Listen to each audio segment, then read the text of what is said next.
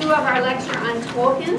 I want to review just a little bit where we left off. We were talking about Tolkien being in World War I. We talked about how he came down with trench fever and was sent home from the war.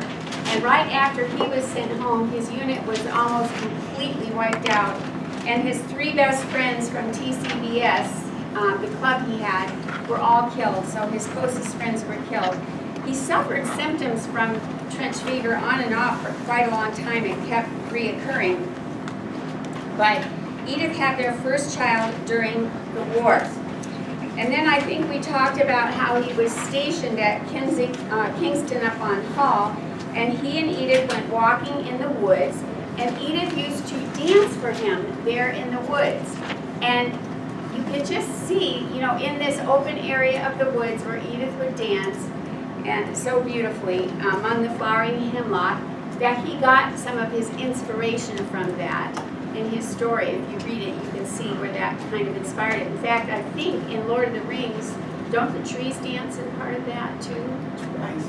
Anyway, yes, she did that, and he loved that. So then their children, Tolkien's had 4 children: John Francis Tolkien, Michael Tolkien, Christopher, and Priscilla. So the last one was a girl. She was born in 1929. And he illustrated for them letters from Father Christmas. And each year more characters were added to this thing that he did for his children. And so in 1925, he returned to Oxford as a professor of Anglo-Saxon language. Yes. Their names were John, Michael, Christopher, and Priscilla. You don't need to know those, but they did have 4 children. So here he illustrated this wonderful book, Letters from Father Christmas for his children, and he would add to it each year. He went back to Oxford, and it was during his time, he was at Pembroke College, and it was during his time there that he wrote The Hobbit and the first 2 volumes of Lord of the Rings. Now, The Hobbit was originally written for his children, and someone convinced him that it was worth publishing. So that was another story he had written for his children. Now, we talked a little bit about the fact that he was the foremost Beowulf scholar of his time. And in 1936, he did a lecture called Beowulf, the Monsters and the Critics, and it had a lasting influence on people's view of Beowulf. And he established the primacy of the poetic nature of Beowulf. He was the one that showed that it was a poem. Tolkien also revealed how highly he regarded Beowulf, and I'm going to give you his quote. He said, "Beowulf is among my most valued sources, and this can be seen in Middle-earth." How many of you have seen Lord of the Rings? Oh, you all have to watch Lord of the Rings. It's wonderful. So he was a great scholar of Beowulf, and that was his inspiration. He recited Beowulf in class, and one of his students wrote years later, and this student was W.H. Auden, and he said, "I don't think that I have ever told you what an unforgettable experience was for me as an undergraduate hearing you recite Beowulf. The voice was the voice of Gandalf." In World War II, he served as a code breaker. I had that up here on the board, all the things he did. He was trained in a very prestigious school for code breaking. But he's mostly known to us for his writings, and the 2 most popular being Lord of the Rings and The Hobbit. He has written other pieces as well, but those are the ones we like the most. Edith died before Tolkien died. She died in 1971, and this is what he said about Edith.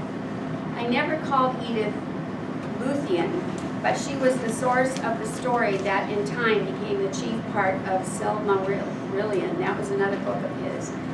"It was first conceived in this small woodland glade filled with hemlocks at Roos in Yorkshire, where I was for a brief time in command of an outpost of the Humber garrison, and she was able to live with me for a while. In those days her hair was raven, her skin clear, her eyes brighter than you have seen them, and she could sing and dance. But the story has gone crooked, and I am left, and I cannot plead before an inexorable man does." He's referring to something in his book, Silmarillion. Now, he took the name Beren, B-E-R-E-N, and his wife was Luthien. And when they were buried, if you see the tombs of these two, those are their names on the tombs under their real names, Beren and Luthien. Let's take a look at The Lord of the Rings for a moment, because I think The Lord of the Rings tells us quite a bit about Tolkien itself. One ring to rule them all, one ring to find them, one ring to bring them all, and in the darkness bind them. By appealing to lustful desires, they entice people. They promise freedom, but they themselves are slaves to depravity. For you are a slave to whatever masters you. That's a quote from the Bible. And that really tells us what the rings were like. The ringmasters were slaves. Do you remember the part when he's trying to go by the monster in the pass? You cannot pass. You cannot pass. I am a servant of the secret fire, a wielder of the flame of Anor. The dark fire will not avail you, flame of Udin. Go back into the shadow. So he's telling him he can't. This is Gandalf telling him he can't pass. Remember, The Lord of the Rings is not a Christian allegory. Even though we draw many Christian parallels out of it, that's not what it was written for, and Gandalf does not symbolize Jesus, and Tolkien made that clear. But because Tolkien was a Christian, you can see the influence in his writings of good and bad in the same sense that Christians see good and bad. He created these characters. Gandalf is not Christ, but he is Christ-like. Nowhere is Gandalf more like Jesus than at the bridge of Khazad-dûm, where he takes his stand between the fellowship he loves and Balrog, the demon of the ancient world, a foe beyond any of us. Gandalf casts the foe back into the shadows. But do you remember what happens? He descends with him. Balrog whips up his arm and pulls him down. And everyone is mourning because Gandalf is gone. There are so many wonderful parts to this story, but in the end, when they've thrown the ring in the fire, and Sam and Frodo are on the rocks, Sam says, by rights we shouldn't even be here, but we are. It's like the great stories, Mr. Frodo, the ones that really mattered. Those are the stories that stayed with you, that meant something. Folks in those stories had lots of chances of turning back, only they didn't. If we had, we wouldn't know because they'd be forgotten if they had. We remember those that just went on, and not always to a good end, mind you, at least not to what the folks in the story, or even those outside it, saw as a good end. I wonder what sort of tale we've fallen into. He's talking about their adventure, and the thing that they have to do is keep going on. And of course, that's a great analogy for Christians, because we keep the faith and we keep going on in spite of hardships. We strive for the mark of the high calling, and we continue one foot after the other, keeping our eyes upon Jesus, the defender of our faith. I'd like to just talk about the characters for a minute. For those of you who haven't seen it, I'm sorry this part might be a little uninteresting to you, but there were so many wonderful characters. I remember when I saw it years ago, I absolutely fell in love with Legolas. I thought he was amazing. The elven bowman and loyal friend to the questers. Aragorn, the king who must embrace his true identity. Gandalf, the wise, whose counsel all others took and leaned on. Frodo, the ring bearer, who alone can carry the power and the weight because he does not desire personal power. And I think that's another great analogy for Christians. Those who desire power don't handle it well. They become greedy, they become dictatorial because they want power. But those who don't want the power and is put upon them are able to use it for good. And then there was Sam, the friend. Who was your favorite? Those of you who've seen him, who was your favorite character? Legolas. Legolas? Frodo? Oh, Bilbo. That's Hobbit. Sam. Bilbo in the Hobbit, but it does refer to Bilbo. Okay, yeah. Well, I don't know that much about it. I have to tell you, beyond a shadow of a doubt, my favorite character was Sam. Sam brought tears to my eyes more than anyone. He was the loyal friend that stood by Frodo. Those of you who saw it, it was so amazing. Do you remember when Frodo tried to leave Sam behind in the boat, and Frodo waded in the water after him, and he just kept going towards him until he was over his head and he couldn't swim, but he was so determined to go after Frodo, and Frodo fished him out of the water. At the end, and I can cry if I tell you about this, at the end Frodo is totally wiped out. He's totally done. He can't continue. And Sam says, I cannot carry it for you, but I can carry you.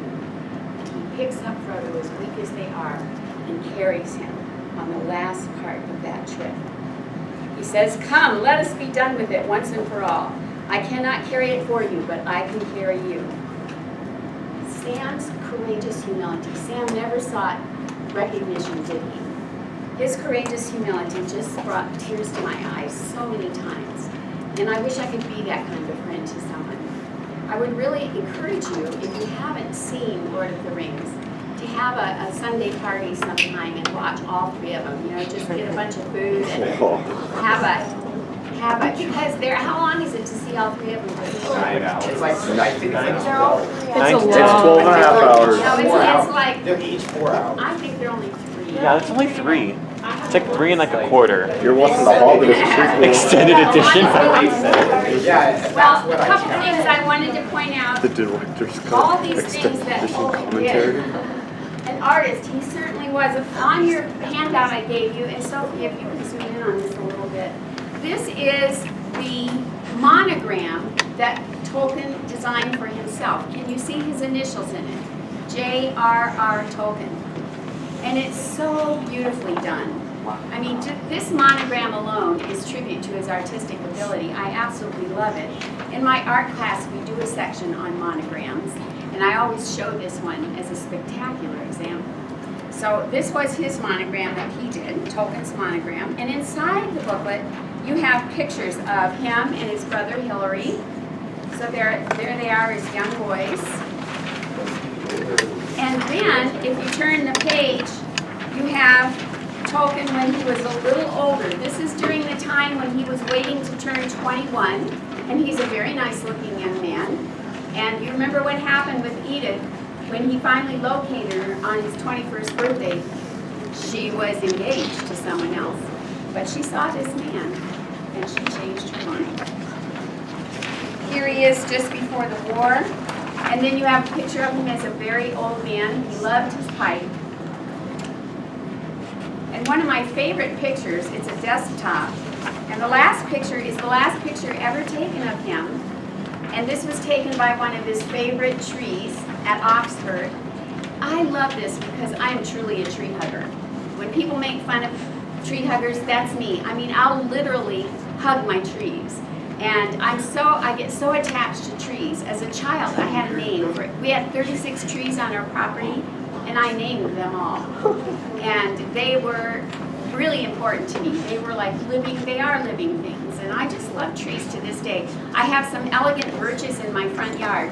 2 have grown up together and then separated, and those are my twins. My oldest son is a twin. Even though we lost his brother, I still think of those trees as the twins. And then one is stout and straight, and that's my middle son. And one is just sort of willowy, and that's my daughter. And so they all represent things to me. I'm like that all the time with trees. I love trees. I had 2 trees, willow and cherry, that were my best friends when I was growing up.